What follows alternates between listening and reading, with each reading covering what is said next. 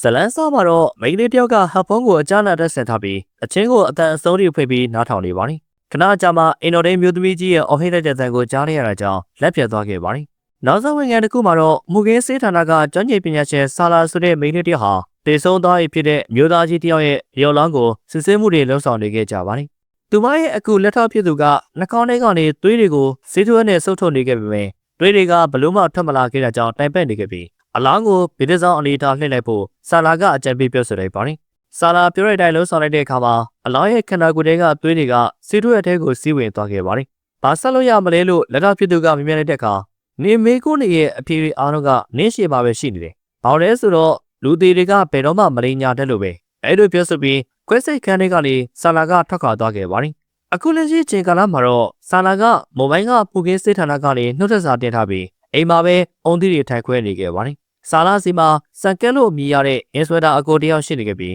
ရဲစခန်းကိုတောက်ဖို့ပြင်ဆင်နေခဲ့ပါတယ်။မိုဘိုင်းကနေပြန်လာပြီးကလေးကဆာလာရဲ့ပုံစံကမူမှန်ခဲ့တာကြောင့်ချစ်သူရေးစားတွေရနေပြီလို့အမေဖြစ်သူကထင်မှတ်နေခဲ့ပါတယ်။နေရဲ့ညီမကိုရေးစားလေးပါလေးရနေပြီလားမေးကြည့်ပါဦး။သူ့ပုံစံကအရင်လိုမဟုတ်ဘူး။မိုဘိုင်းကပြန်လာပြီးကလေးကဒေါသတွေကြီးနေတာလို့အမေဖြစ်သူကပြောဆိုလိုက်တော့ကိုသမီးကိုကိုဖာကိုမေးဖို့အင်စပက်တာဆန်ကက်ကပြောဆိုလိုက်ပြီးစခန်းကိုထွက်ခွာသွားခဲ့ပါတယ်။စခန်းကိုသွားနေရင်ဆိုင်တော်ကြီးတစ်ခုမှာလူတက်မှုဖြစ်ပွားခဲ့ကြောင်းသတင်းရရှိတဲ့ကြောင့်အခင်းဖြစ်ပွားခဲ့တဲ့အိတ်ခန်းထဲမှာအင်စပက်တာဆန်ကက်ကလှည့်ပတ်ကြည့်စစ်ဆေးနေခဲ့ပါတယ်။အခင်းဖြစ်ပွားခဲ့တဲ့ပတ်ဝန်းကျင်ကိုအသေးစိတ်တပ်ပေါ်ရိုက်ကူးလိုက်ပြီးဆန်ကက်ကညီမဖြစ်သူစီကိုလှမ်းပို့ပေးလိုက်ပါတယ်။ညီမဖြစ်သူဆာလာကသာအမှုကိုကူညီပြီးဖြေရှင်းပေးမယ်ဆိုရင်ဒေတာပေါက်ရာလူတိုးသားမှဖြစ်ကြောင်းဆန်ကက်ကအခိုင်အမာယုံကြည်နေခဲ့ပါတယ်။အင်စပက်တာဆန်ကက်ကအခန်းအပြင်ကိုပြေးထွက်လာတော့အပြင်မှာရှိနေတဲ့အေကူမျိုးသမီးကြီးနီမလာနဲ့နမ်းပြီးတော့မလို့ဖြစ်သွားခဲ့ပါတယ်။ကျမရဲ့နာမည်ကနီမလာပါ။လေးဆိုင်တော်ကြီးရဲ့အိမ်တော်လေးတယောက်ပါ။မရကင်လက်ဖက်ရည်သွားဖို့တော့မဒန်မာလာကဓာတ်နိုင်ရတဲ့သေဆုံးနေတာကိုသိမြင်လိုက်ရတာပဲ။ကျမအရန်လန့်သွားလို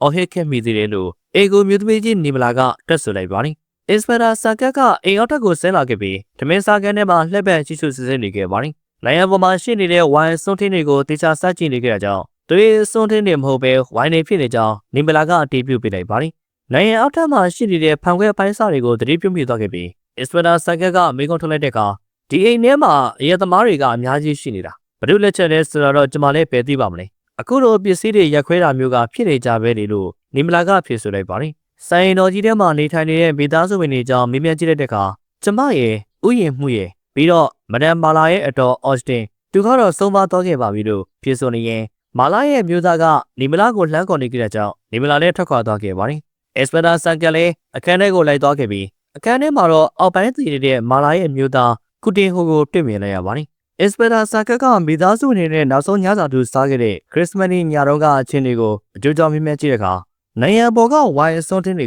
ကမာလာကြောင့်ဖြစ်သွားခဲ့တာသူဝိုင်ခွက်ကမတော်တဆမှောက်သွားခဲ့ရလေအဲဒီဝိုင်ကတောင်အာဖရိကကဝိုင်နေတယ်ရူဘီ9000တောင်ပေးရတယ်လို့ကုတင်ဟိုကပြောဆိုလိုက်ပါတယ်ခင်ဗျားကဒီအခန်းထဲမှာပဲအမြဲနေနေရလားခင်ဗျားစီမှာအခြားအခန်းတွေရှိသေးလားလို့အင်စပက်တာဆန်ကကအတိတ်ပဲမရှိတဲ့မိကိုမေးမြန်းနေကြတာကြောင့်ကုတင်ဟိုကဒေါသထွက်သွားက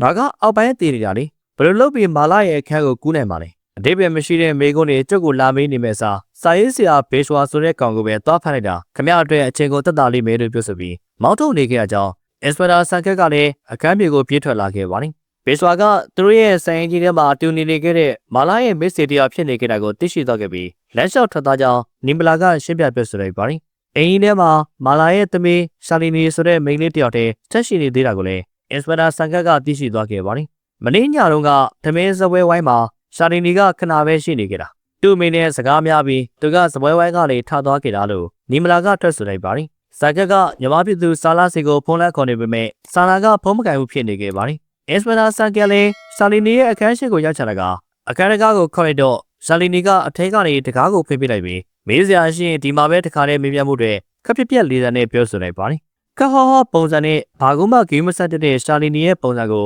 ဆန်ကက်ကသတိပြုပြီးသွားခဲ့ပြီးဆုံးရှုံးမှုတွေစိတ်မကောင်းဖြစ်မိကြောင်းစကားဆလိုက်ပါတယ်ဘေဆွာအကြောင်းမေးမြန်းကြည့်တဲ့အခါမှာအဖေရဲ့စကားကိုနားထောင်မနေပါနဲ့သူကဒီအတိုင်းစိတ်ထဲမှာရှိရလေရှောက်ပြောနေတာပြီးတော့ကျွန်မသိရသလောက်ဘေဆွာကလည်းဒီတိုင်းယူနေတဲ့အယူတရားတသားပဲလို့ရှာလီနီကပြောဆိုနေရင်ကုတင်ဟိုကလမ်းကိုခေါ်နေခဲ့တာကြောင့်အင်စပက်တာဆန်ကက်လည်းအခန်းထဲကနေထွက်လာခဲ့လိုက်ပါတယ်ငါအိမ်ထဲမှာအရှုပ်ထုတ်တွေဖန်တီးဖို့ရဲစခန်းကိုငါကဖုံးဆက်ခဲ့တာမဟုတ်ဘူးလေငါမိသားစုဝင်တွေကိုမိကုန်းတွေရှောင်ပေးပြီးမင်းကအချိန်တွေကိုတက်တက်ဖြုံးနေပြစ်နေရပဲမ မင်းခုလိုမိကုန်းနေမင်းနေတဲ့အချိန်မှာဟိုကောင်ပေဆွာကငါအမျိုးသမီးကိုတပ်ပြီးထွက်ပြေးသွားခဲ့ပြီလို့ကုတင်ဟိုကရှင်းပြပြဆိုလိုက်ပြီးပေဆွာတဲခိုခဲ့တဲ့အခန်းထဲကိုစစ်စစ်ကြည့်လိုက်တဲ့အခါမှာအခန်းထဲကဘာပစ္စည်းမှမရှိတော့ကြောင်းသိရှိသွားခဲ့ပါတယ်ပေဆွာကစာလဲရေးတယ်ပြီးတော့ဓာတ်ပုံနဲ့ရိုက်တယ်တမိုင်းဝင်ဗီလာအစာအုပ်တွေအကြောင်းရေးသားဖို့ဒီကိုရောက်နေတာနှစ်ပတ်လောက်တော့ရှိပြီလို့စာလီနီကရှင်းပြပြဆိုလိုက်ပြီးအခန်းရှိကပန်းချန်ထဲမှာလူသက်လက်နဲ့ဖြစ်အသုံးပြုခဲ့တဲ့တုံမင်းတမြောင်တစ်ချောင်းကိုအက်စပရာဆန်ကက်ကရှာတွေ့သွားခဲ့ပါတယ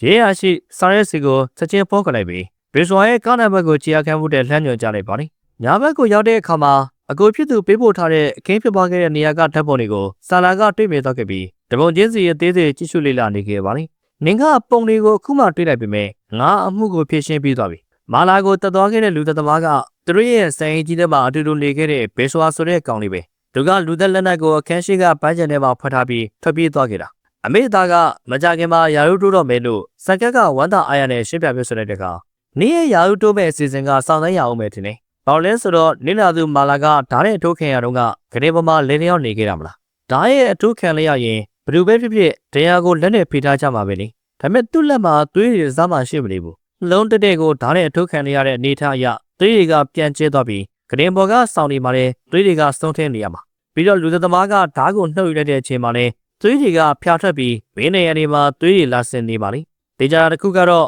မာလာကဓာတ်နဲ့အထိုးမခံရခင်ကတည်းကနေတေဆုံးပြီးသားဖြစ်နေပြီလို့ဆာလာကမှုကင်းစေးပရရှင်ပြီးကြကြလက်ကြနဲ့ထောက်ပြပြောဆိုလိုက်ပါလိမ့်။နင်ငါအမှုနဲ့ခဝေးဝေးပါနေတာပိုကောင်းနေပဲ။ငါတို့ကလူသက်လက်နက်ကိုရှာတွေ့ထားပြီးလူသက်သမားကလည်းသူ့ပစ္စည်းတွေအကုန်ယူပြီးထွက်ပြေးသွားခဲ့တာလေ။ဒီထက်သေးကြတဲ့တက်တီထောက်ထားတွေကဘာတကူမှထက်ရှိတာမှမဟုတ်တော့ဘူးလို့စကက်ကခိုင်မာပြတ်သားစွာနဲ့ပြောဆိုနေပေမဲ့လူသေးတွေကဘယ်တော့မှမလိမ်ညာတကြောင်စာလာကပြန်လည်ပြောဆိုလိုက်ပါတယ်။နောက်တော့ရေးရရှိ Saris ကအင်ကိုရောက်ချင်တာကကိုရန်သတင်းစာတိုက်ကဓာတ်ပုံဆရာကိုလည်းခေါ်လာကြောင်းပြောဆိုလိုက်ပါတယ်။လွန်ခဲ့တဲ့အတိတ်ကာလတစ်ခုမှာတော့ဇလန်စတာမှာတွေ့မြင်ခဲ့ရတဲ့အမျိုးသားကြီးကအစိတ်သေးသေးဆုံးနေခဲ့ပြီးစာလာကစစ်ဆေးမှုတွေလှုပ်ဆောင်နေခဲ့ပါတယ်။အစိတ်သေးပြီးသေဆုံးမှုအတွက်ဆိုရင်ဝါဖရင်ပမာဏအများပြားလိုအပ်ပြီးပလင်းထဲမှာ100မီလီဂရမ်ပဲပါခဲ့တဲ့အကြောင်းဝါဖရင်ကြောင့်သေဆုံးသွားခဲ့တာမဖြစ်နိုင်ကြောင်းစာလာကကောက်ချက်ချလိုက်ပါတယ်။တစ်ဖက်အခန်းထဲမှာရှိနေတဲ့နင်းနာသူမျိုးသားကြီးရဲ့တရီဖြစ်သူဝါဟီဒါကိုလည်းဆာလာကအပင်းသက်သိပေးလိုက်ပါတယ်။ဝါဟီဒါကဖန်ခွဲစားတွေကိုလက်ထဲမှာတင်းကျပ်စွာစုပ်ကန်ထားခဲ့တဲ့ကြောင့်သွေးတွေထွက်နေခဲ့တာကိုသတိမထားမိဘူးဖြစ်နေခဲ့ပြီးဆာလာကသွေးတွေတက်အောင်လှုပ်ဆောင်ပေးလိုက်ပါတယ်။ရှေ့အဖေတောက်လိုက်တဲ့အစိတ်ကတေးစင်နဲ့လောက်တဲ့တီမလွန်လောက်ဘူး။သူဘာဆေးတွေတောက်နေလဲဆိုတာကိုလည်းတေချာသေးဖို့လိုအပ်တယ်လို့ဆာလာကပြောဆိုလိုက်တဲ့အခါသူကအခုတလောအကက်ခဲပြော်ဆေးတွေနဲ့တွေးကြောကျင်းဆေးတွေတောက်နေရတာလို့ဝါဟီဒါကပြန်နေပြောဆိုလိုက်ပါတယ်။တွေးကြောကျင်းဆေးနဲ့ဝါဖရင်ဆေးကဓာတ်ပြုတ်ပြီးစိတ်တော့ဖြစ်သွားခဲ့တာဖြစ်နိုင်ကြောင်းဆာလာကရှင်းပြပြောဆိုလိုက်ပြီးဝါဟီဒါကဆာလာကိုအတင်းဆွဲဖက်ပြီးအော်ဟစ်ငိုကြွေးနေခဲ့ပါတယ်။ဆာလာကဒီတိုင်းအပင်းသက်သိပေးတယ်ပေမဲ့ဝါဟီဒါကဆွဲဖက်ပြီးနမ်းပြလိုက်တဲ့ကြောင်းခဏတာဆွန့်အားသွားခဲ့ပြီးမကြခင်မှာမှုကင်းဆေးဖွဲ့တွေရောက်လာတော့မှဖြစ်ကြောင်းပြောဆိုကအခန်းထဲကနေပြတ်ထွက်သွားခဲ့ပါတယ်။အခုလက်ရှိချိန်ကာလမှာတော့အင်စပရာဆာကက်တို့ကစာရေးဆရာဘေရှွာကိုနေဆက်ဆောင်ဂိတ်ကနေဖမ်းမိသွားခဲ့ကြပြီးခံဝင်မှာလက်မှတ်ရေးထိုးခိုင်းလိုက်ပါတယ်။ဘေရှွာကအကျော်တင်းနေခဲ့ပြီးသူဘ누구မှမတက်ခဲ့တာကြောင့်ရှင်းနေခေါ်ပေးဖို့ပြောဆိုလိုက်တဲ့အခါအက်စပရာဆန်ကက်ကလက်နဲ့ပြီးအနေငယ်ဆုံးမပေးလိုက်ပါတယ်။အဲဒီစိန်ကြီးထဲမှာသူတို့တွေက25နှစ်လုံးအေးဆေးနေလာခဲ့ကြတာ။မင်းရောက်သွားခဲ့တဲ့အချိန်ရောက်မှပဲလူသက်မှုတွေထဖြစ်ကုန်လာတယ်။လူသက်တဲ့အချိန်မှာမင်းအသုံးပြုခဲ့တဲ့လူသက်လက်နက်ကိုလည်းငါတို့ရှာတွေ့ထားပြီ။မင်းကဘာထက်ညင်းနေသေးရလဲလို့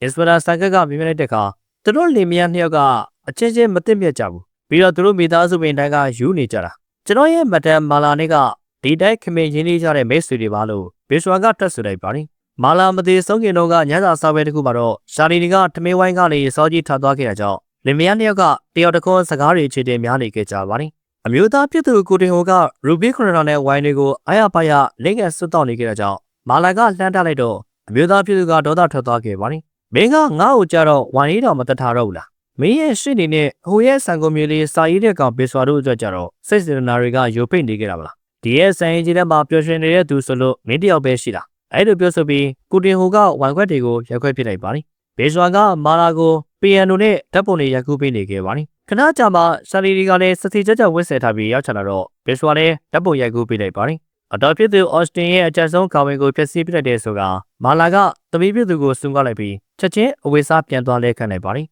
ရှာလီနီလည်းအရွယ်တိုက်ပြီးခေါင်းဝဲကိုချက်ချင်းချွတ်ချပစ်လိုက်ပြီးထွက်ခွာသွားခဲ့ပါတယ်။အခုလက်ရှိအချိန်ကာလမှာတော့ဆာလာကအကိုဖြစ်သူစံကက်တွေရဲစကန်ကိုထမင်းကြိုက်လာဖို့ပေးနေပြီးအကိုဖြစ်သူကဆာလာကိုဆိုင်ငယ်နဲ့အပြည့်ခေါ်ထုတ်သွားခဲ့ပါတယ်။အမေကချစ်သူရေးစားတွေဘာတွေရှိနေပြီလားဆိုတာမေးခိုင်းနေတဲ့ကြောင့်စံကက်ကအကျိုးကြောင့်မြင်မြင်ကြည့်တဲ့အခါ ချစ်သူရှိနေရင်လည်းအကိုတို့ကဘာလို့ပေးမှာမလို့လဲအဲ့လိုဆာလာကပြန်နေမြင်မြင်လိုက်ပါတယ်နင်ဒီအကြောင်းနေမပြောချင်နဲ့ငါထပ်မပြောတော့ပါဘူးဒါပေမဲ့ငါအမှုကိုတော့နင်ကူလိုက်ပြရမယ်ဒါနဲ့ငါရောက်ဖနာမည်ကဘလို့ခေါ်လဲလို့စကက်ကမြင်မြင်နေပေမဲ့ဆာလာကစိုင်ကြီးစီကိုတမ်းပေါင်းခံလိုက်ပါတယ်အက်စပရာစကက်တို့ကစိုင်ကြီးစီကိုနောက်တစ်ချိန်ထပ်ရောက်လာခဲ့ကြပြီးခရစ်စမတ်နေ့ညတုန်းကခမည်းကဘယ်မှာရှိနေခဲ့တာလဲလို့မြင်မြင်လိုက်တဲ့အခါဘေကုန်းတွေကိုစိတ်ကုန်နေပြီဖြစ်ကြောင်းကူတီဟိုကဘူးနဲ့ပေါက်ပြန်လည်ဖြစ်ဆိုလိုက်ပါတယ်နောက်တော့အေဂိုမျိုးသမီးကြီးနေမလာကခွင့်ယူပြီးနားရယူသွားခဲ့တဲ့ကြောင့်ဆာလာကနားမလည်နိုင်ဖြစ်သွားကစုံစမ်းစစ်ဆေးနေစဉ်အတွင်းမျက်မြင်သက်သေတွေကိုတီတန်းလွှတ်ထားခဲ့တဲ့ကြောင့်ဆာလာကအကူဖြစ်သူကိုစုံကားပြလိုက်ပါတယ်။မူကင်းစေပညာရှင်တယောက်ဖြစ်ကြောင်းဆာလာကသူ့ကိုယ်သူမိတ်ဆက်လိုက်ပြီ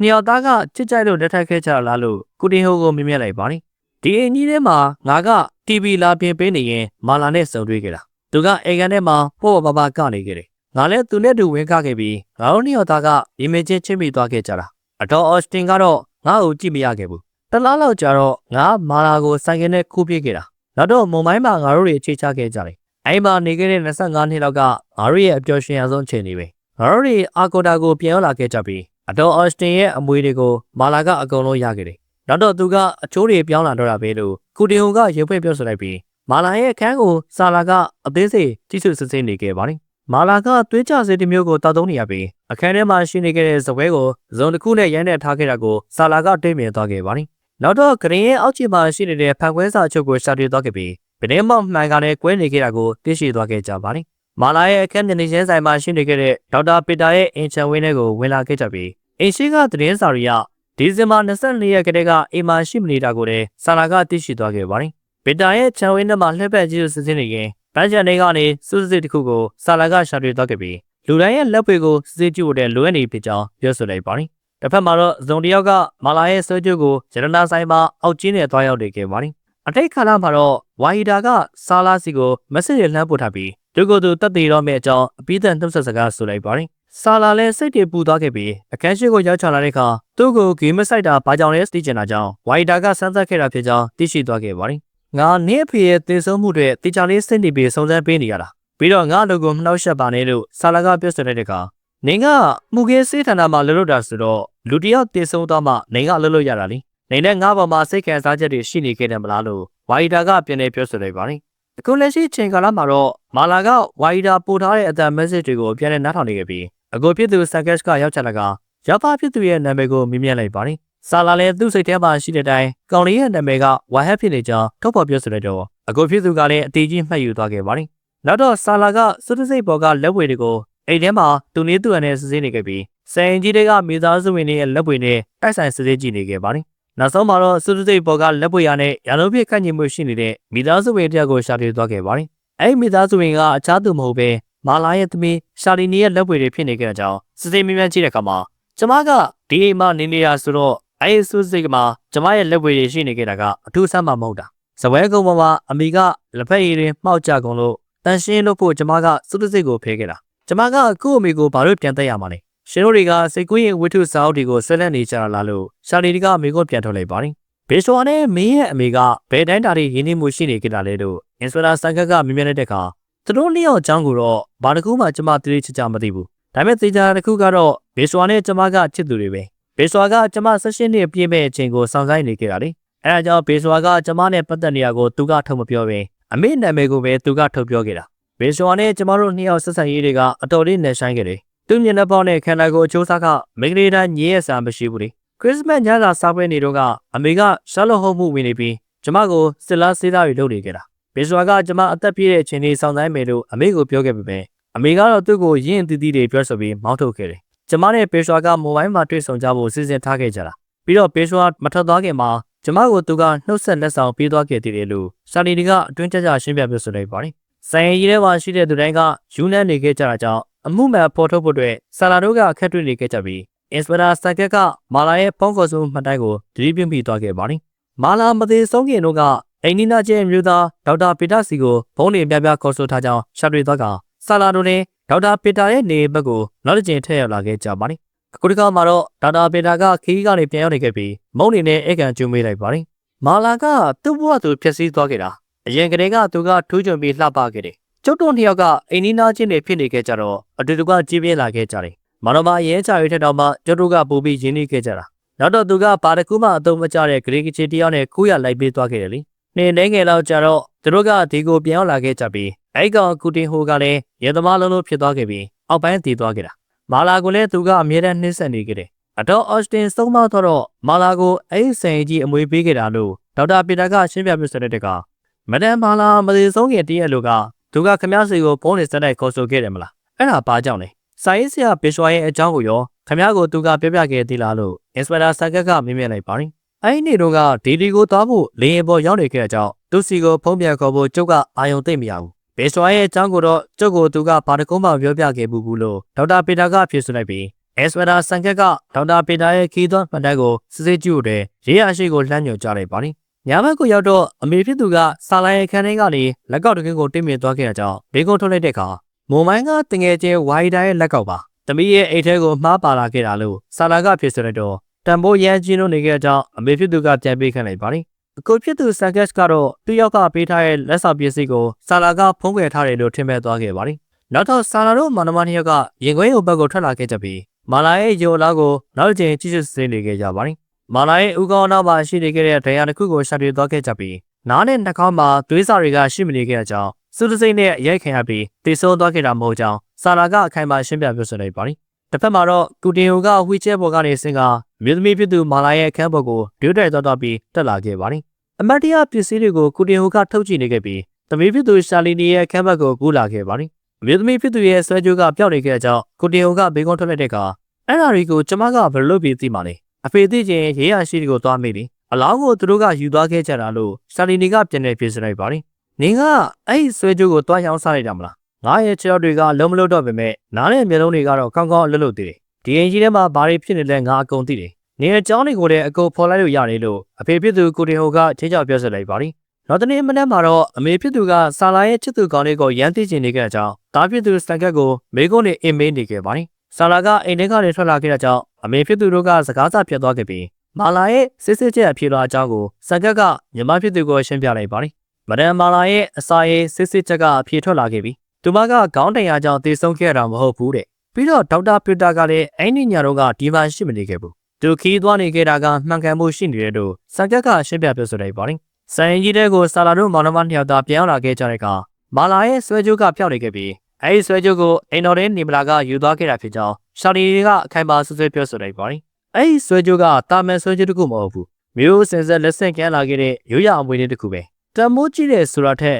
ဘလို့မှတန်ဖိုးဖြစ်လို့မရဘူးလို့ကိုတင်ဟိုကဒေါ်လာကြီးနဲ့ပြောဆိုလိုက်ပြီးမသိဆုံးခင်မှာဝစ်ဆင်ထားတာဖြစ်တာကြောင့်ဒီမလာသာယူမသွားခဲ့ဘူးဆိုရင်ရဲရရှိတွေကယူထားတာဖြစ်တယ်လို့ရှာလီတွေကဝင်ပြောလိုက်ပါတယ်။လူသက်သမားကတော့ဖြေရှာလို့မရသေးခင်မှာဆွဲကြိုးကပါထပ်ပြောက်သွားခဲ့တဲ့အကြောင်းအက်စပဒါဆန်ကက်တို့ကပိုကျဲသွားခဲ့ကြပြီးမိသားစုဝင်တွေပြောဆိုနေသမျှအရာတိုင်းကိုအမှန်တရားတစ်ခုလိုမှတ်မှတ်ယူတင်ကြောင်းဆာလာကဖွင့်ပြပြောဆိုလိုက်ပါတယ်။နီမလာကိုအမြန်ဆုံးရှာပေးဖို့တဲ့မောင်နှမတစ်ယောက်ကဆုံးဖြတ်လိုက်ကြပြီးသူတို့နှစ်ယောက်နောက်ကိုတစုံတစ်ယောက်ကနောက်ရောက်ခံလိုက်နေခဲ့ကြပြီးဓာတ်ပုံတွေလည်းချောင်းရိပ်နေခဲ့ပါတယ်။အက်စပဒါဆန်ကက်ကစကန်ကိုပြန်လာခဲ့ပြီးခရစ်စမတ်နေ့မတိုင်ခင်ညကမာလာနဲ့ဘာကြောင့်စကားများရန်ဖြစ်ခဲ့ကြတယ်။မင်းနဲ့ရှာလီနီကချစ်ကြိုက်နေခဲ့တဲ့ကိစ္စကိုလည်းရှာလီနီကဝေခံပြီးသွားပြီလို့ဘေးဆွာကိုမေးခွန်းထုတ်လိုက်တဲ့အခါရှာလီနီနဲ့ကျွန်တော်ကဘာပတ်သက်မှုမှမရှိပါဘူး။သူကသာကျွန်တော်ကိုဖျောင်းသွေးဆောင်ခဲ့တာပါ။ကျွန်တော်ကသူ့အပေါ်မှာဘာစိတ်မှရှိမနေခဲ့ဘူး။ပြီးတော့ဘန်မှာအိမ်သွားပေါင်ထားတယ်ဆိုပြီးမဒန်မာလာကကျွန်တော်တို့ကိုဆွဆွဲပြောဆိုခဲ့တယ်။သူဒေါသကြီးနဲ့မောင်းထုတ်နေကြတာကြောင့်ကျွန်တော်လည်းဒီတန်းထွက်လာခဲ့တာ။ဒီကြတစ်ခုကဘန်မှာလက်မှတ်တုလုပ်ပြီးအိမ်ကိုပေါင်ခဲ့တာကကျွန်တော်မဟုတ်ဘူး။ရဲတိုင်မဲလို့ပြောခဲ့တာကလည်းအဲ့ဒီကိစ္စကြောင့်ပါလို့ဘစ်ဆွာကထွက်ဆိုလိုက်ပါတယ်။ဒါဆိုရင်သူ့ရဲ့ဆိုးကျိုးကိုမင်းကလူသက်မှုဖြစ်ပြီးတော့မှယူခဲ့တာလား။ဒါမှမဟုတ်ရင်မကျူးလွန်ခင်မှာယူခဲ့တာလား။ကျွန်တော်ရဲ့ကျေးဇူးရှင်ကိုကျွန်တော်ကိုယ်တိုင်ဘာလို့ပြန်သက်ရမှာလဲ။ကျွန်တော်ကရွှေဥဥပေးနေတဲ့ငန်းကိုရိုက်သက်မဲ့လူစားမျိုးမဟုတ်ပါဘူး။အရင်တုန်းကလိန်ညာမှုတွေနဲ့ကျွန်တော်ကိုတိုင်ချက်ဖွင့်ထားတာတွေရှိပါတယ်။ဒါပေမဲ့သူတို့တွေတယောက်သာအသေးဆုံးခဲ့ခြင်းမရှိဘူး။ကျွန်တော်ကဒီတိုင်းလူလိန်တယောက်ပါ။ဒါပေမဲ့လူသက်သမားတယောက်တော့မဟုတ်ဘူးလို့ဘစ်ဆွာကခံမပြတ်သားဆောင်နဲ့ပြန်နေပြဆိုလိုက်ပါတယ်။နောက်တော့ရုံးခန်းတွေကိုရဲသက်သားဆာရက်စ်ကရောက်ချလာကပန်းချန်ထဲမှာရှာတွေ့ထားတဲ့မြောင်ပေါ်ကလက်ပွေရာတွေကဘစ်ဆွာနဲ့ကန့်ညီမှုမရှိဘူး။တရင်ကောင်းတစ်ခုကတော့ဆွေးကြိုးကိုကျွန်တော်တို့ရှာတွေ့သွားပြီလို့တရင်လာပို့ပါတယ်။အက်စပဒါဆန်ကက်တို့ကနီမလာကိုပြန်ရှာတွေ့သွားခဲ့ကြပြီးမင်းမြန်ကြည့်တဲ့အခါအဲ့ဒီဂျရနာဆိုင်ပိုင်ရှင်ပြောလိုက်တိုင်းရှင်တို့ကဒီတိုင်းယုံကြည်လိုက်ကြတာပဲလား။ဒါဆိုရင်မဒန်မာလာကိုရေးရရှိဆာရက်ကတပ်ပြလိုက်တယ်လို့ပြောရင်ရှင်လက်ခံနိုင်မလား။ရှင်တို့တွေကအမှုတွေကိုအခုလိုပဲဖြေရှင်းနေကြတာလားလို့အဲ့လိုနီမလာကရုပ်တည်ကြီးနဲ့မေကိုပြန်ထုတ်လိုက်ပါတယ်။ဂျရနာဆိုင်တွေက CTV ထဲမှာခမရယုံကြည်ပေါ်တာတော့ငင်းကျင်နေသေးရလား။ ခိုးမှုအတွက်ဆိုရင်ထောင်ဒဏ်က3နှစ်ပဲကြာမှာအကယ်၍လူသက်မှုနဲ့ဆိုရင်တော့10စုနှစ်တခုစာလောက်ခမရကထောင်ထဲမှာနေသွားရတော့မှာခမရကသူ့ရဲ့ဆွဲကြိုးကိုလိုချင်နေလို့တက်ပြစ်လိုက်တာမလားလို့အင်စပက်တာဆန်ကက်ကချင်းချောက်ပြီးမြင်မြင်လိုက်တဲ့အခါမှာနေမလာကအမှန်တမ်းဝေခံထွက်ဆိုလိုက်ပါလိကျမကဆွဲကြိုးကိုအလောင်းပေါ်ကနေဖြုတ်ယူခဲ့တာပါဆရာကူတင်ဟိုဆိုရင်မနက်စီကနေတသလုံးခူးဝင်နေခဲ့တာမဒမ်မလာသက်ရှင်နေတော့ကဆိုရင်သူ့ဗီယိုတဲကနေရူဘီ2000စီအငြင်းတဲ့ခူးပေးနေခဲ့ရတာအဲဒီတော့ကျမကရူဘီ100လောက်ပဲပြင်ရခဲ့တယ်သူကအဲ့ပတ်စံနေနဲ့အရက်အကောင်းစားတွေဝယ်တော့ဖြစ်ခဲ့တာမဒန်ကသူ့ကိုပြည်တွင်းပြည့်အရက်အပေါ်စားတွေပဲတိုက်နေခဲ့တာလေမဲရဲ့အပြစ်တွေကိုအခြားတစ်ယောက်ပေါ်မှာအပြစ်ပုံချဖို့ကြိုးစားနေရပဲကုတင်ဟိုကအောက်ပိုင်းတင်နေရဆိုတော့ဘယ်လိုလုပ်ပြီးအရက်ထက်ဝင်နိုင်ပါလဲလို့ဘေကိုပြန်ထုတ်လိုက်ပါလိသူမတက်ရနိုင်တာကိုကျမမျက်စိနဲ့ကိုယ်တိုင်တွေ့မြင်ခဲ့ဘူးတယ်အဲ့ဒီကစပြီးကျမကသူ့ကိုရေမချိုးပြီးတော့တာပဲသူ့ဘာသူလမ်းလျှောက်နေတဲ့ကိစ္စကိုကျမကသူ့ဟာကိုဒီတိုင်းထိုင်မကြည့်နိုင်ဘူးလေလို့နီမလာကတွက်ဆိုလိုက်ပါလိနောက်တော့အင်စပက်တာဆက်ကက်စီကိုမြမပြည်သူဆာလာကဖုန်းခေါ်လာတော့အကျိုးကြောင့်ရှင်းပြလိုက်ကအကြံစီတခုရှိနေကြောင်းပြောဆိုလိုက်ပါလိညဘက်ကိုရောက်တော့အင်စပက်တာဆက်ကက်တို့ကစိုင်ကြီးတဲကိုရောက်ရှိနေခဲ့ကြပြီးကျုပ်တို့ရဲဌာနတစ်ခုလုံးမာလာကိုတက်လိုက်တဲ့သူကအိမ်တော်ထဲနီမလာဆိုပြီးသတ်မှတ်ထားကြတယ်သူရဲ့ရည်ရွယ်ချက်ကလောဘကြောင့်တက်ခဲ့မိတာသူကလူသက်လက်နက်ကိုမြေကြီးထဲမှာဖွက်ထားခဲ့တယ်DNA နမူနာတွေစစ်ဆေးဖို့အတွက်ပန်ချက်ကအထူးမူခင်းဆေးပညာရှင်တွေမနှက်ကြရောက်လာလိမ့်မယ်။အဲဒါကြောင့်ဘယ်သူမှဒီရဲ့ပန်းချက်ကိုထိဖို့မကြိုးစားပါနဲ့။မဟုတ်ရင်ခင်ဗျားတို့တွေလည်းကြံရပါဖြစ်သွားလိမ့်မယ်လို့အကြံပေးပြောဆိုပြီး Inspector Sakesh တို့ကပြန်လည်ထွက်ခွာသွားခဲ့ကြပါလိမ့်။ဆာလာကအင်ကိုပြန်ရောက်လာတဲ့အခါသမီးကောင်လေးနဲ့အမေဘယ်တော့တွေ့ရမှာလဲ။မုံမိုင်းကသမီးတငယ်ချင်းဝါတီတာဆိုတဲ့တယောက်အင်ကိုလာသွားတယ်လေ။သူ့ပုံစံလေးကတော့မစိုးပါဘူး။ဒါပေမဲ့မျိုးကြီးသူတွေကယဉ်ကျေးမှုတော့သိမရှိကြဘူးနော်။သူကဖလက်ကြီးစတီးပြီးအိမ်ထဲမှာရှောက်သွားနေကြတာ။သမီးရဲ့ကောင်းကြောင်းတွေနဲ့ချင်းမွန်းခန်းတွေဖွင့်သွားခဲ့သေးတာလို့အမေဖြစ်သူကရှင်းပြပြောဆိုလိုက်တော့ဆန်ကက်ကလည်းစိတ်ရည်လေသွားကဝါဟန်နဲ့ဝါဟီတာကတယောက်တည်းဖြစ်နေမှသိရှိသွားခဲ့ပါတယ်။ညဘက်အိပ်ပျော်သွားခဲ့တဲ့အချိန်မှာဝါဟီတာကဆာလန်းစီကိုနောက်ရက်ခံလိုက်ပြီးရိုက်ကူးထားတဲ့ဓာတ်ပုံတွေ message လမ်းပို့လာပါတယ်။နောက်တော့ဝါဟီတာကဖုန်းခေါ်လာကသူမကိုတုတ်တံပါလာတွေးဖို့တဲ့ချင်းဆိုလိုက်ပါတယ်။တစ်ဖက်မှာတော့လူသက်လက်နဲ့ရှာတွေထားတဲ့ပန်းချံကိုမိရှုဖျက်ဆီးပြနေခဲ့တဲ့ရှာလီနီကိုရေယာရှိဆာရက်စ်ကလက်ပုလက်ချက်ဖမ်းမိသွားခဲ့ပါတယ်။တုတ်တံကိုဆာလာကရောက်ချလာတဲ့အခါသူ့အိမ်ထိလိုက်လာခဲ့တဲ့ဝါဟီတာကိုဒေါသထွက်သွားခဲ့ပါတယ်။နင်ကကို့အဖေကိုပြန်တက်ခဲ့တဲ့လူသက်သမားပဲ။တွေးကြောချင်းစီတွေကိုမိဖို့ကြောင့်လေးကနေငါရှာတွေ့ခဲ့တယ်။နင်ကငါ့ကိုလှည့်စားခဲ့တာပဲလို့ဆာလာကပြောဆိုလိုက်တဲ့အခါငါဘာကြောင့်လုပ်ခဲ့တာလဲဆိုတာကိုရောနင်မမေးတော့ဘူးလား။အဲဒါကြောင့်နင်ကငါအိမ်ကနေထပြေးသွားခဲ့တာလား။ငါအဖေကလူကောင်းတယောက်မဟုတ်ခဲ့ဘူး။ငါမိန်းကလေးချင်းစိတ်ဝင်စားနေတာကိုသူသိသွားတော့အယိုးတွေကျိုးတဲ့အထိငါ့ကိုရိုက်နှက်နှိပ်စက်ခဲ့တာ။ပြီးတော့သစိမ်းမျိုးသားတယောက်ကိုလည်းအင်ကိုခေါ်ချလာခဲ့ပြီးငါ့ကိုမြှူဆွဲခိုင်းခဲ့တာ။အချင်းနဲ့အမုန်းကြားမှာအလှပပလေးပဲချားတာပါလို့ဝါဟီတာကရှင်းပြပြောဆိုလိုက်ပါတယ်။အခုမှအချစ်တွေအမုန်းတွေငါ့ကိုလာပြောမနေနဲ့။နင်ကလူသက်သမားပဲ။ငါနေ့ကိုအယုံကြည်မရှိတော့ဘူး။နင်ကငါ့အတွက်အမှုတဲ့ဖိုင်ထဲကအမှုနံပါတ်တစ်ခုတက်သေးပဲ။နင်တိထားဖို့တစ်ခုကအဲ့ဒီအမှုကအခုထိအမှုမပေးရသေးဘူးလို့ဆာလာကပြောဆိုလိုက်တဲ့အခါအဲဆိုရင်လည်းနင်ကဒီမှာဘာလာလုပ်နေရလဲ။မိုဘိုင်းကိုပြန်လာပြီးတက်တဲ့အချက်လက်တွေစုဆောင်းနေတင်တာမဟုတ်ဘူးလား။အော်အခုမှငါသတိရတယ်။နင်ကအလုပ်ပြုတ်ခံလိုက်ရတာပဲလို့ဝါဟီတာကထောက်ပြပြောဆိုလိုက်ပါတယ်။အလုပ်ပြုတ်ခံလိုက်ရတာမဟုတ်ဘူး။ငါကိုယ်တိုင်အရာအလုံးကိုလွှတ်ချခဲ့ပြီးအလုပ်ကနေထွက်လာခဲ့လိုက်တာ။နင်ကဘာကိစ္စနဲ့ငါနောက်ကိုနောက်ရောက်ခံလိုက်နေရတာလေ။နင်ကိုဘယ်သူမှချစ်နိုင်မှာမဟုတ်ဘူး။ငါနင်ကိုမေးပြဖို့ကြိုးစားနေတာ။နင်ဒီကိုလိုက်မလာခဲ့တဲ့ဘူး။နင်နဲ့ငါနဲ့ကြားမှာဘာပတ်သက်မှုမှမရှိတော့ဘူးလို့ပြပြသားသားနဲ့ပြောဆိုပြီးဆာလာကပြန်ထွက်သွားခဲ့ပါတယ်။စရင်ကြီးထဲမှာတော့ Inspector Sakesh တို့ကရှာလီနီကိုဖမ်းချုပ်ထားကြပြီးအမေဖြစ်သူကိုသူမကိုယ်တိုင်တက်ခဲ့မိတဲ့ဖြစ်ကြောင်းဝေခံထွက်ဆိုလိုက်ပါတယ်။အမေကပေရှ်ဝါနဲ့ဖောက်ပြန်နေခဲ့တာကိုကျမမျက်လုံးနဲ့တက်အမြင်ခဲ့တာ။ Christmas dinner ပွဲမှာဘလို့မှတီးမခံနိုင်တဲ့အစုံစပွဲဝိုင်းကနေကျမကအစောကြီးထားသွားခဲ့တာ။နောက်တော့အရက်တွေရမ်းမူးနေခဲ့ပြီးအမေရဲ့အိတ်ခမ်းထဲကိုဝင်လာခဲ့တယ်။အမေကကျမကိုမွန်မိုင်းမှာကြောင်းသွားတက်ဖို့အတင်းနှင်ထုတ်နေခဲ့တာ။အမှန်တကယ်တော့သူကပေရှ်ဝါနဲ့လွတ်လွတ်လပ်လပ်နောက်မီးလင်းကျင်လို့ကျမကိုအိမ်ကနေမောင်းထုတ်နေခဲ့တာလေ။အနာပေါ်တိုးကျသွားပြီးအမေကကျမရဲ့ဘားကိုရိုက်ခဲ့တယ်။ကျမလည်းဒေါသတွေရမ်းထွက်သွားခဲ့ပြီးစပွဲပေါ်ကစူးတစိမ့်နဲ့စပွဲကုံကိုအားရပါရိုက်ချပစ်ခဲ့တာ။နောက်တော့သူ့ကိုတွန်းထုတ်ပြလိုက်တော့အမေကခေါင်းထိသွားခဲ့တာလို့ရှာလီနီကဝေခံထွက်ဆိုလိုက်ပါလိမ့်။အတန်နေခုလောက်ထိစူညံနေတာတွေကိုအောက်ထက်ကနေဘာသမ်းမှမကြားခဲ့ဘူးလားလို့ Inspector Sakesh ကကုတင်ဟိုကိုမြင်မြင်လိုက်တဲ့အခါဘာသမ်းမှမကြားခဲ့ဖြစ်ကြောင်းကုတင်ဟိုကလိန်ညာထွက်ဆိုလိုက်ပါလိမ့်။နောက်တော့ကျမကဘေရှ်ဝိုင်းရဲ့အဆောင်ဘက်ကိုထွက်လာခဲ့ပြီးကျမကိုသူနဲ့တူခေါ်သားဖို့ပြောခဲ့တာ။သူကကျမကိုခက်ခါတီးတီးညှင်းဆန်ခဲ့တယ်။ကျမလည်းအမေရဲ့ခန်းထဲကိုဝင်လာခဲ့ပြီးအချီအောင်ဟန်ဆောင်နေတယ်လို့ထင်နေခဲ့တာ။နောက်တော့မှအမေကအသက်မရှိတော့ဘူးဆိုတာကိုသိလိုက်ရတာပဲ။ကျမလည်းပေရှွာကိုအပြစ်ပုံချဖို့အတွက်အခန်းထဲမှာရှိနေတဲ့ဓမြောင်တစ်လက်ကိုဆွဲယူလိုက်ပြီးနှလုံးတက်တဲ့ကိုထိုးဆက်ချပစ်ခဲ့တယ်။ဒါဝကလက်ပွေရာတွေကိုရှင်းလင်းပစ်လိုက်ပြီးပေရှွာရဲ့အခန်းရှိကပန်းချံထဲမှာတွားမြုပ်ခဲ့လိုက်တာ။ အမေကိုကျမကရွေချက်ရှိနဲ့တလိုက်တာမဟုတ်ပါဘူးဒီတိုင်းမတော်တဆဖြစ်ပျက်သွားခဲ့တာပါလို့ရှာလီနီကရှင်းပြပြောဆိုလိုက်ပြီးတေဆုံးသွားခဲ့ရတဲ့အကြောင်းရင်းကဥကောတန်ရကြောင့်မဟုတ်ခဲ့တာကြောင့်အက်စပနာဆန်ကက်စ်တို့ကလည်းစဉ်းစားရခက်သွားခဲ့ကြပါသည်မနက်ခင်းကိုရောက်တော့မူကင်းစေးဌာနရဲ့အစီရင်ခံစာကသူ့စီကိုရောက်မလာပင်အထက်ရရှိစီကိုဓာတ်ရိုက်ရောက်ရှိသွားခဲ့တာကြောင့်အက်စပနာဆန်ကက်စ်လည်းအံ့ဩဆုံးသွားခဲ့ပါသည်အထက်ရရှိကစခန်းကိုရောက်ရှိနေခဲ့ပြီးတရားရုံးရဲ့ခွင့်ပြုမိမပါဘဲဘေရှွာကို၄ရက်လောက်ဖမ်းချုပ်ထားခဲ့တာကြောင့်ပြစ်တင်ပြောဆိုလိုက်ပါသည်နေမှာတော့ဆာလာကမြူဝတ်ကန်တွေကိုရောက်လာတဲ့အခါအမေဖြစ်သူကသူမရဲ့လက်မမှာဓာတ်မတဲမှုကြောင့်ဖြစ်ပေါ်လာတဲ့အနီးကွက်တွေကိုသတိပြုမိသွားခဲ့ပါသည်ပန်းရောင်ပန်းမွေးပုံစံကာရာပီတာဘန်းကြောင့်ဓာတ်မတဲတာဖြစ်ကြောင်းအမေဖြစ်သူရှင်းပြပြောဆိုလိုက်တော့ဆာလာလည်းညံလင်းပွင့်သွားခဲ့ပါသည်ကာရာပီတာဘန်းကြောင့်ဆာလာကကိုခဲမှာရှောက်ဝေကြည့်ရှုလိုက်တဲ့အခါအနှဲငယ်လောက်စားမိုံနဲ့နေမကောင်းဖြစ်စေပြီးအချိန်ကြာကြီးအိပ်ပျော်သွားစေနိုင်ကြောင်းသိရှိသွားခဲ့ပါသည်ဆာလာကအကိုဖြစ်သူစတန်ကက်စီကိုဖုန်းကလိုက်ပေမဲ့စတန်ကက်စ်ကအထက်ရရှိရဲ့ဆွန်ကောင်းချင်းကိုလူလဲခံနေခဲ့ရကြောင်းဖုန်းမကင်မှုဖြစ်နေခဲ့ပါသည်ကာရာပီတာဘန်းတွေကဒေါက်တာပီတာရဲ့နေရာရှိမှအများပြားစိုက်ပျိုးထားခဲ့ပြီးဆာလာကဒေါက်တာပီတာစီကိုတယောက်တည်းရောက်ချလာခဲ့ပါသည်ဒီဇင်ဘာ24ရက်နေ့တုန်းကရှင်ကမာလာစီကိုစူတောင်းစကားပေးပို့ခဲ့တယ်မလားပြီးတော့ရှင်ကအိမ်တော်မပြူပဲတကူရဲနေခဲ့တယ်နော်ကျောင်းမှာတော့ကစုရီဘာရီဆိုရင်လည်းရှင်ကအမြဲတမ်းပထမရနေခဲ့ပြီးမာလာပထမစုရခဲ့တဲ့နှစ်တုန်းကရှင်ကဒုတိယစုပဲရခဲ့တယ်ဒါပေမဲ့နေရန်ပေါ်မှာတော့မာလာနဲ့တူတွဲရထားတဲ့ပုံကိုပဲချိတ်ဆွဲထားခဲ့တယ်ဒါနဲ့စကားမဆက်ရှင်ကမာလာကိုတင်မီစာတန်ကိုတောက်ဖို့ညွှန်ကြားခဲ့တယ်မလားရှင်ကသူ့ရဲ့ဆရာဝန်တော်မဟုတ်ပဲဘာလို့အဲ့ဒီစီကိုညွှန်ကြားခဲ့ရလဲဘေးတဲ့ဆိုးကျိုးနေတဲ့စိတ်ကြယောဂါကိုဖြစ်စေနိုင်တဲ့ဆိုတာကိုရှင်နဲ့တေချာသိနေခဲ့ရပဲလ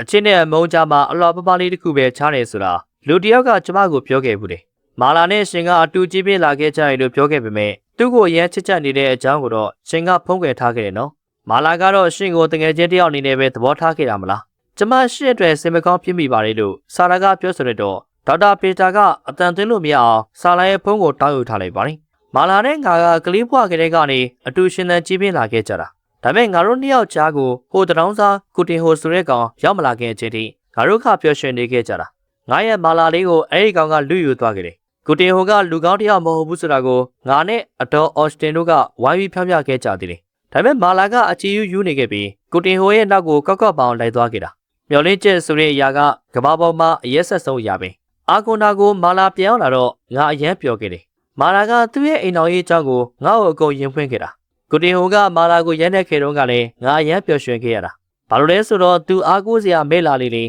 ငါအနားမှာရှိလာလေးလေးဖြစ်နေလို့ပဲသူအနားမှာရှိတဲ့အချိန်တိုင်းငါအမြဲတမ်းပျော်ရွှင်နေခဲ့ရတာနောက်တော့ငါမျော်လင့်ချက်တွေကိုသူကရိုက်ချိုးသွားခဲ့ပြီးသူကမွေးရင်သူ့သားလောက်ပဲရှိတဲ့အကောင်နဲ့အတူအိတ်ခဲ့တယ်နိငါမှားရင်းတဲ့မိန်းမတယောက်ကိုလိုချင်တဲ့စိတ်နဲ့ငါဘွားတစ်ခုလုံးရဲ့အခြေအနေကိုဖြုံးထိပြစ်နေခဲ့တယ်ဆိုတာနားလည်သဘောပေါက်ခဲ့တယ်ငါရဲ့ဆိုဖြတ်ချက်တွေကခိုင်မာသေးချာသွားခဲ့ပြီးသူ့ရဲ့ကြောက်စိတ်ကို2ဆလောက်မြင့်တင်ပေးလိုက်တယ်အရင်ဦးဆုံးသူ့အမျိုးသားကုတင်ဟိုနဲ့ရန်တိုက်ပေးခဲ့တယ်နောက်တော့မာလာကစိတ်ဓာတ်တွေရမ်းကျလာခဲ့ပြီးအစိတ်ရှိတဲ့ကာရာပီတာပင်နေချောင်းကိုငါသူ့ကိုပြပြခဲ့တယ်ခရစ်စမတ်နေ့မတိုင်ခင်မှာသူကအဲ့ဒီပင်ကိုခူးခဲ့ပြီးခရစ်စမတ်နေ့မှာသူ့ဘာသူစားခဲ့တယ်လေမင်းတို့တွေတန်ရမဝင်အောင်ငါခီးတွေပတ်သွားနေကြတာလို့ဒေါက်တာပီတာကထွက်ဆိုလိုက်တဲ့အခါအဲ့ဒီအစိတ်ကစစ်စစ်ချက်တွေပါလဲအဖြစ်ပေါ်မှာမဟုတ်ဘူးဆိုတာကိုရှင်ကစာကလေးကသိနေခဲ့တာပဲမူကင်းစေပညာဌာနနဲ့မလုံလောက်သေးဘူးဆိုရင်အပင်အစိတ်ရှာဖွေရေးဌာနအထိကျမကဆက်သွားဖို့စီစဉ်ထားတယ်ဒီတော့ထောင်ထဲဝင်ရဖို့တည်းပြင်ဆင်ထားပါလို့ဆာလာကချင်းချောက်ပြောဆိုလိုက်ပါတယ်